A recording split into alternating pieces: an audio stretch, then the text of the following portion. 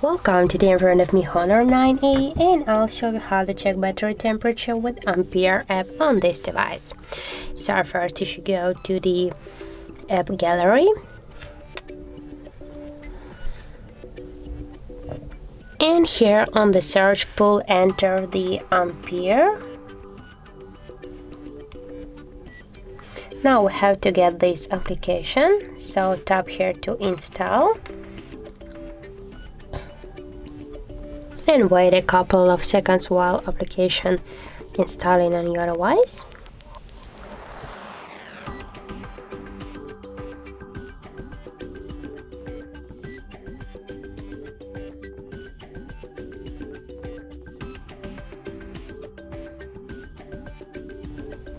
Now here tap to allow, again allow, and again tap to install. And as can you see, we got here the message that this application successfully installed on our device. Now just tap here to open the app. Here click yes, I agree, big close, again OK.